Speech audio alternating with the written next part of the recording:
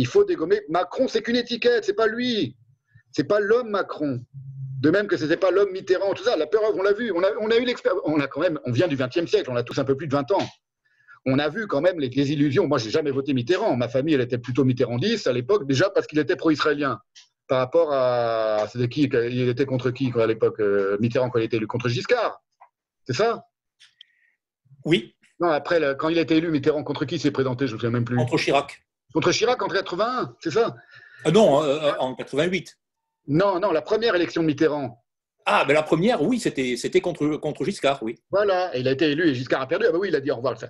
Toute la gauche française croyait que ça allait être merveilleux. Et toute la droite française et milliardaires ont cru que ça allait être le totalitarisme soviétique. Ils sont tous barrés et tout ça. Il ne s'est rien passé tout ça. On a voté pour une étiquette, un homme, une figure spectaculaire, à savoir. Et le mec, c'est devenu en 83, on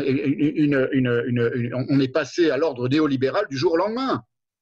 Tout le monde le sait, tout le monde connaît cette histoire-là. En 1983. Bon, voilà. Et puis c'était le Parti socialiste, avec toutes les casseroles que traînait, y compris pétainiste de Mitterrand.